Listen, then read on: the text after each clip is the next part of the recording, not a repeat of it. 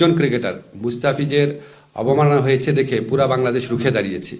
তো সেখানে আপনার বাংলাদেশ ক্রিকেট বোর্ডের একজন পরিচালক পুরা বাংলাদেশের সমস্ত ক্রিকেটারদেরকে মানে জন্য অপমানজনক যে মন্তব্য করেছেন, অপমানজনক যে মন্তব্য করেছেন, আমি একজন ক্রিকেট ফ্যান হিসেবে বলি, আমার কাছে খুবই দায়িত্বহীন মনে হয়েছে এটা। আমাদের এখন গ্লোবালি এই মেসেজ দেওয়া প্রয়োজন, আমরা সবাই ঐক্যবদ্ধ একটা জাতি। ক্রিকেট বোর্ড, ক্রিকেটার, ক্রিকেট আমোদি, আমরা সবাই ঐক্যবদ্ধ একটা জাতি। আমরা দেশের মর্যাদার প্রশ্নে ঐক্যবদ্ধ রয়েছি। তো এরকম একটা সময় একটা দায়িত্বশীল পদে থেকে সমস্ত ক্রিকেটারদেরকে অপমান করে কথাবার্তা বলা, এটা কিভাবে একজন মানে এটা কিভাবে সম্ভব হলো আমি বুঝতে পারছি না আর কি। খুব দুঃখজনক, খুবই দুঃখজনক। ডিম আগে না মুরগি, অনন্তকাল ধরে চলে আসা এই প্রশ্নেরই যেন সমাধান করতে চেয়েছিলেন বিসিবি পরিচালক এম নাজমুল ইসলাম। বিসিবি ছাড়া ক্রিকেটাররা অচল নাকি ক্রিকেট ছাড়া বোর্ড?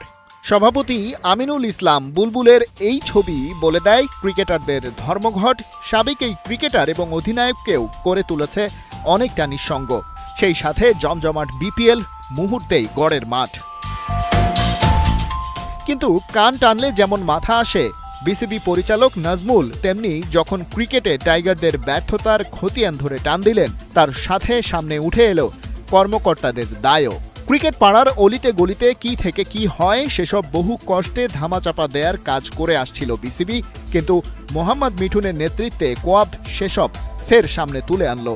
বছরের পর বছর ধরেই এভাবেই নানা ইস্যু যেন হারিয়ে গেছে কালের অতলে। আপনাদের হয়তোবা দেখে মনে হতে পারে যে একটা ইস্যু নিয়ে আমরা কথা বলছি, বাট আমরা দিনের পর দিন, মাসের পর মাস আমরা বিসিবির সঙ্গে অনেক বিষয় নিয়ে প্রতিনিয়ত ক্লোজ ডোরে, ওপেন ডোরে সবভাবে চেষ্টা করেছি বিভিন্ন জিনিস নিয়ে সমাধান করার।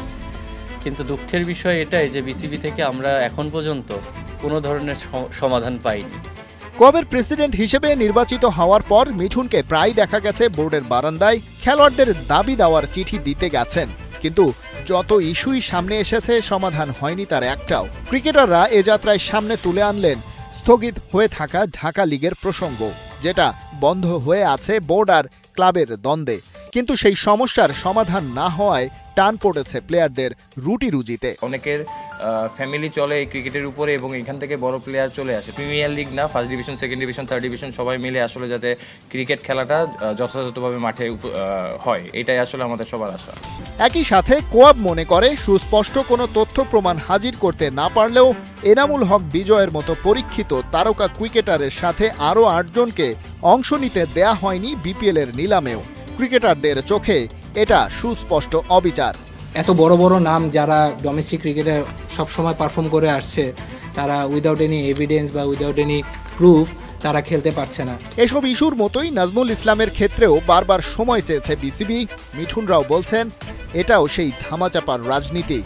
ক্ষমা চাওয়া হবে, লোক দেখানো কিছু সিদ্ধান্ত হয়তো ফলাও করে প্রচারও করা হবে, কিন্তু তাতে ন্যায় বিচার প্রতিষ্ঠা হবে কি?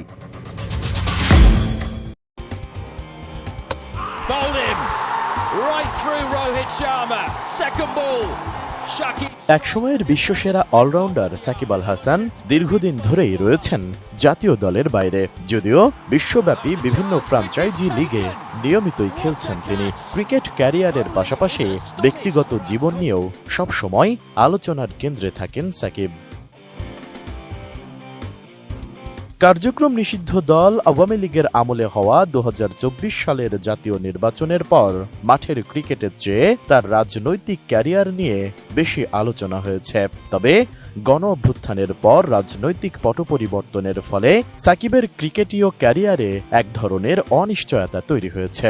এর মধ্যে 2-1বার দেশে আসার সিদ্ধান্ত নিয়েও লাস্ট মুহূর্তে তা পরিবর্তন করতে বাধ্য হয়েছেন সাকিব। আমি বুঝি নির্মাণের শিল্প, সালাম স্টিল বোঝে ডিউরেবিলিটি। সালাম স্টিল, মোস্ট ডিউরেবল স্টিল। তবে এত কিছুর পর রাজনীতি নিয়ে নিজের অবস্থানে এখনো অনড় বিশ্বসেরা এই অলরাউন্ডার। 2024 সালের নির্বাচনে আওয়ামী লীগ মনোনীত প্রার্থী হিসেবে মাগুরা 1 আসন থেকে লড়েন সাকিব আল হাসান। সেই নির্বাচনে 1,85,000 ভোট পেয়ে সংসদ সদস্য নির্বাচিত হন তিনি। কিন্তু ওই বছরের জুলাই আগস্টে দেশে সরকার পতনের আন্দোলন হয়।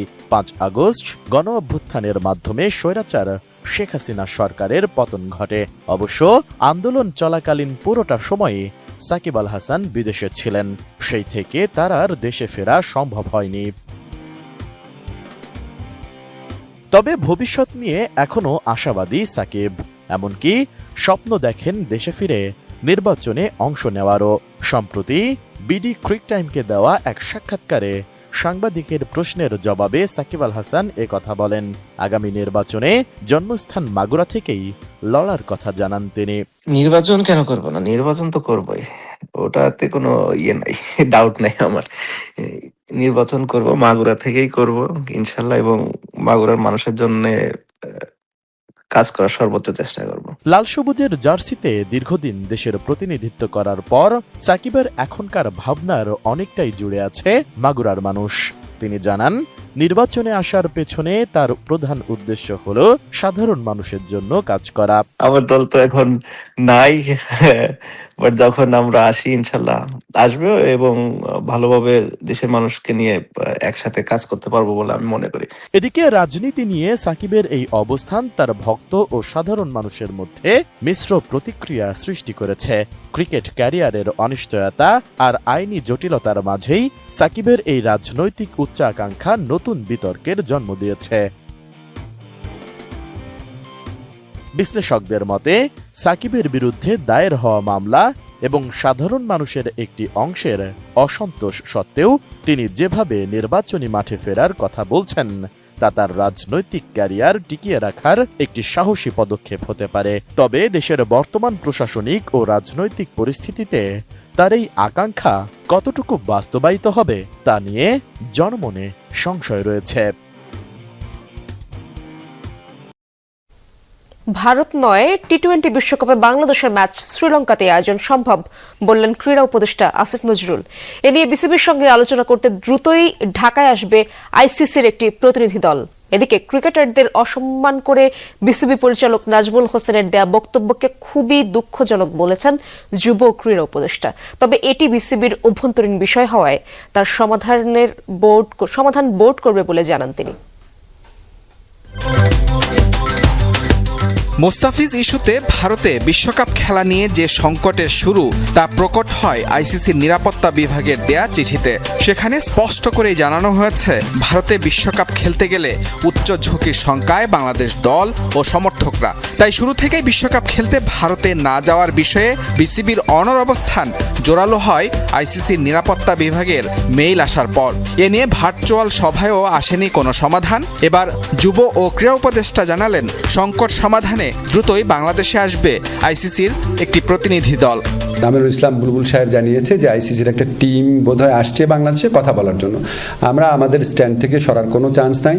আমরা প্রচণ্ডভাবে বিশ্বকাপ ক্রিকেট খেলতে চাই এবং সেটা আমরা শ্রীলঙ্কাতে খেলতে চাই, এবং এটা আয়োজন করা অসম্ভব না বলে আমরা দৃঢ়ভাবে বিশ্বাস করি।